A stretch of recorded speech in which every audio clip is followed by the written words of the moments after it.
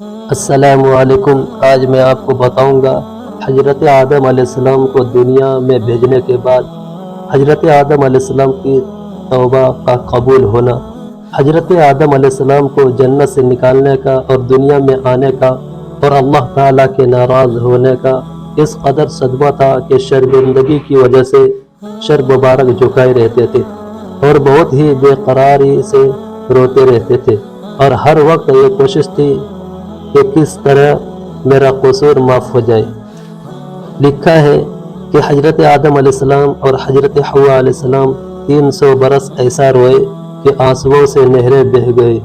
تمام چرند پرند پانی پی کر کہتے تھے کہ سبحان اللہ، کیا عمدہ اور میٹھا پانی ہے۔ آپ اس وقت بہت شرمندہ ہوتے اور کہتے ہائے افسوس، میرے قصور پر جانور بھی ہنستے ہیں۔ اللہ تعالیٰ کی طرف سے جواب ملتا، اے آدم، یہ جانور سچ کہتے ہیں۔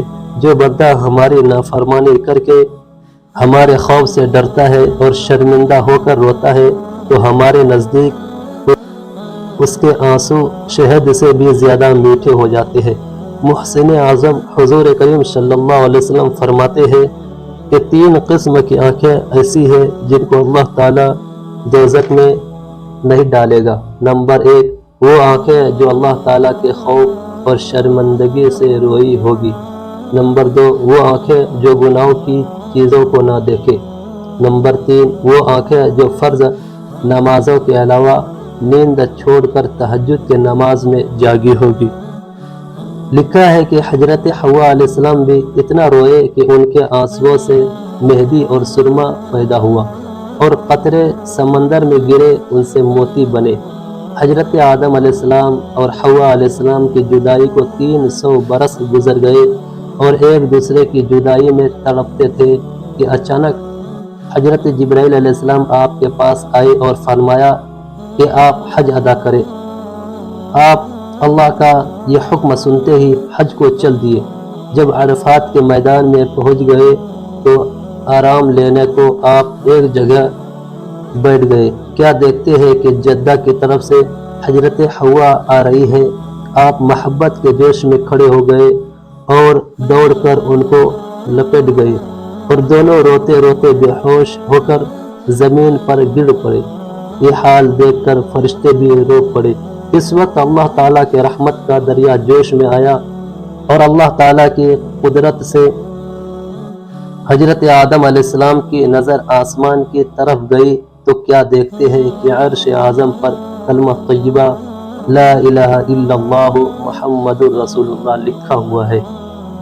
پھر آپ نے یہ دعا مانگی، اے میرے رب، تیرے نام کے ساتھ یہ جو نام لکھا ہوا ہے اس کے توفیل سے ہمارا قصور معاف کر اور ہم کو بخش دے۔ حضرت جبرائیل علیہ السلام اسی وقت اللہ تعالیٰ کا سلام لائے اور کہا کہ اللہ تعالیٰ فرماتا ہے کہ اے آدم، اگر تم جنت میں ہی میں محمد کے توفیل سے دعا مانگتے تو ہم تم کو دنیا میں نہ بھیجتے اور تمہارا قصور معاف کر دیتے۔ اب ہم تم سے خوش ہیں اور تمہارا قصور معاف کیا اور تمہاری توبہ قبول کی اور تمہارا مرتبہ پہلے سے زیادہ کیا۔ ثم اجتباہ ربہ فتاب علیہ وہدی، یعنی پھر جب انہوں نے معافی مانگی تو ان کے رب نے زیادہ مقبول بنا لیا اور ان کی توبہ قبول کی اور ان کو ہمیشہ اپنی تابعداری میں رکھا۔ اور فرشتوں کو حکم ہوا کہ آدم ہماری بارگاہ میں ایک عظیم الشان ذریعہ اور توفیل لائے ہیں، سب ان کی تعظیم کرو۔ یہ حکم سنتے ہی 1000 فرشتوں نے آپ کی تعظیم کی اور آپ کے بدن مبارک سے گردہ و غبار صاف کرنے لگے۔